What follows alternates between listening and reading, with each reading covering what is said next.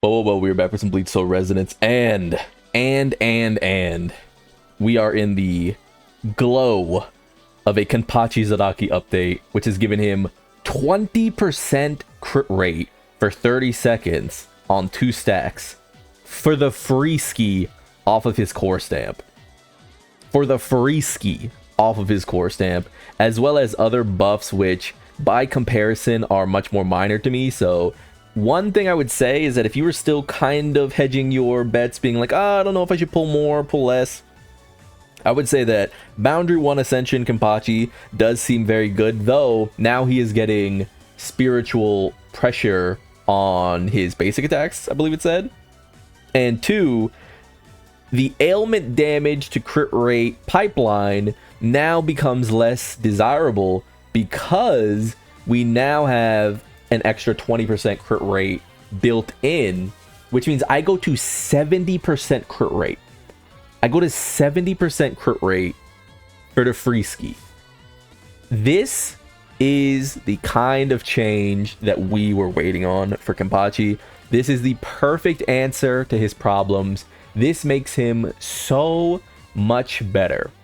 So if I am at currently 52% crit rate and I switch this to 32%, right? Or to, like, you know, however much what is it, the crit damage, right? I switch this to like a crit damage piece, right? I could maximize his damage a ton and not really lose much crit rate because I would still have that 20% buffer, right? I would essentially lose 12% crit rate. That is crazy. That is crazy right there. Like, we could start going all in as free-to-play players on his crit damage. We could finally sort of narrow out some of our options, some of our gear.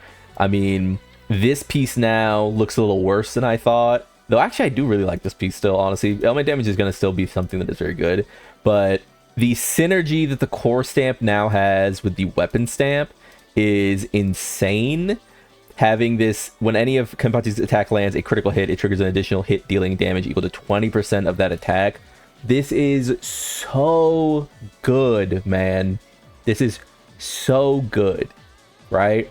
So now that this is a bygone conclusion at this point, we have like actual huge amounts of crit rate coming in. 70%, like I said, for my Kenpachi. 72%, I guess, technically. 80% crit damage. 38% ailment damage. I could still very much, you know, enhance this one and bring myself up to almost like 75, 78%, something like that, by giving this a +1. I'll still be waiting, but for now, like, this piece now looks really nice and doesn't have the issue of sort of needing to rely on maybe getting a second dupe in the character to actually make use of the crit damage, to make use of the crit rate. This becomes a very powerful piece of gear that I don't have to raise anymore, especially when you compare it. I mean, look at all the runs I've done, right? Like, you know, I'm a free-to-play player, by the way, so when I do these runs, like, I'm in it for the long haul. Like, I can't just come up with more, you know, stamina out of nowhere, you know, for free. So that is extremely good. It also makes this much better because now, instead of having like a % damage, I could easily switch it over to crit damage, right? I could easily go 30% crit damage, or I could keep it here and get 20% just flat damage. We'll have to see which one we actually go with in the end. But I mean, Kenpachi has just become the character we thought he'd be on release. He's become the character that we expected with the built-in crit rate. I think that this is one of those changes where I want to say that I don't think that the lesson here should be, okay, every single time a character comes out, now we just hammer, you know, hey, this character's not good enough, this character's not good enough, this character's not good enough. No. I don't think so. I don't think we should take this as, well, now we just have to, like, vie for our favorite characters to always be better. I think this is a smart decision by the team because there's like this idea in fighting games where sometimes a character releases weaker than their past version. So, like, say we've gone from Street Fighter, you know, 5 to Street Fighter 6 or something like that, or, you know, from Guilty Gear Xrd to Guilty Gear Strive. a character from this, like, sharing those games might release in the new game weaker because of how good they were in the past game. This is how it feels like in Kenpachi's case. They were testing this character, they were testing him, they were wondering like, oh, should he be this, should he be that, and he was just way too good. And instead of tuning him down a little, they tuned him down a lot because he was like a lot good. And I think in this case they landed really nicely on a solution, and I applaud the devs for that.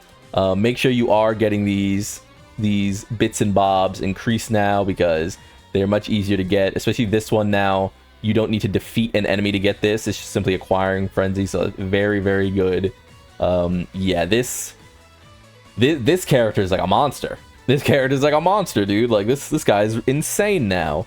As Giku has already said and showcased, I'm still waiting for the, not the Frenzy Feast, but the boss challenge trial to, like, roll over a day, so that I can do the official, you know, run through with him on a Slash team, you know, Slash quote unquote. But yeah, as far as, you know, should I pull, should I not? I mean, let's go in here.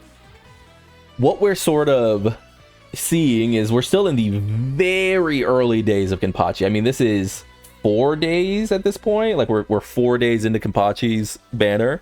If you saved, if you were like, oh, you know, a bunch of people said he's not that good, we can skip. I think we're officially at, this character is better than Bankai Ichigo unless you have dupes in Bankai Ichigo or something.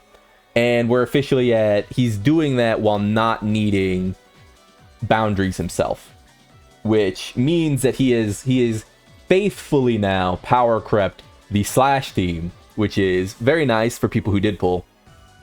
And secondarily, we're looking at sort of a, and I'm not going to talk about, I'm going to try it as much as possible not to get too much into leaks anymore, just because apparently leaks are not healthy for the relationship between the dev team and Shueisha. So I'm going to try as best as I can to not harp on leaks. But with the Nell possibly coming out, or the Grimjaw possibly coming out, we could be seeing a hugely powerful supporting character for Kenpachi coming up in the case of Urahara, because right now Kenpachi's only weakness is the same weakness that Gin has, that Yoruichi has, that Toshido has, that Ikaku has, that blah blah blah blah blah, which is that Aizen is the single best character in the game by far.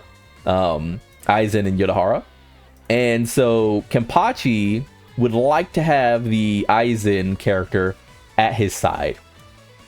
And while Gin does a better job of making use of Hosen and Dangiku, of course, Kenpachi did not release with a specialized support character, right?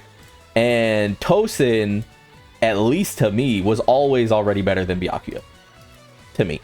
So we arrive at a case where people are like, well, Kenpachi might need Aizen, whereas like Gin has all these, and it's like, well, yeah, we're waiting on Kenpachi to sort of get his partner, which I believe will be the Nell whenever she decides to release. I assume right now, this is all assumptions, this is not leaks, I assume she will be a tactics character. That'd be pretty cool, because it just makes the most sense for her to fill that slot, because Urahara is so powerful that I don't know how you get him off the team. Maybe what she could do is supply ailment mastery, right? So she could, you know, while this increases like ailment damage and the like, this significantly increases ailment damage. So maybe she could provide ailment mastery, and then we could be like, okay, well, Urahara provides crit damage, but ailment mastery is better for Kenpachi just flatly, I guess. But I think instead what I'd like her to be is a tactics character that just gets Kenpachi, Nell, and Kisuke on a team. That way Aizen can continue to sort of soft carry Yoruichi and her team, and we can also move away from Byakuya, who just is a little bit annoying to use. He's a little bit unwieldy to me. Though I do think he is very good. I don't think it's a problem of his ability. I think he's just one of those characters as we continue to move further and further along in Bleach Soul Resonance lifespan, we're starting to see like, oh man, isn't it so fun to use Gin and Aizen and Toshido and Kenpachi and Dangiku And then you look at the base cast, which is like Yoruichi, you know, not Urahara. Urahara is actually the fucking GOAT. Tozen, Ikaku, Byakuya, Komomura, etc., etc. And you're like, you know, it's not that they don't do anything, but you sort of have that, you know, you kind of want to be using these characters who they swap easily, they animation cancel easily, they kind of have like all these things, these moving parts going. Kenpachi by far has some of the better and more fun to use animation cancels in the game, I'd say, on team. And it's actually kind of funny that as we sort of understood how to use him, we've now buffed him now that everyone's used to his cancels, and now he's probably going to be like crazy because he was already kind of hard. He was harder than the other characters, like easily. He's harder than any of these other characters to use. So they made those windows a little easier to use, and they just made him flatly easier to build. And it's like, oh, okay, like, welcome to the dinner table, you know, the god of Slash.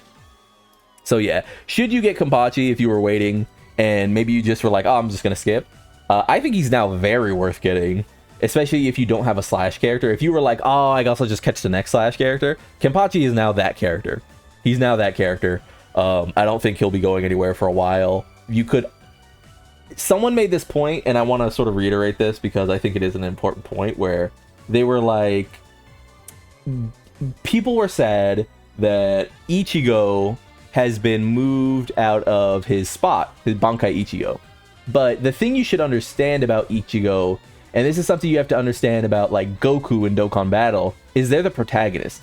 There's always going to be way more Bankai Ichigos and Shikais and, you know, Base and Fullbringer and Horn of Hope and like all these things.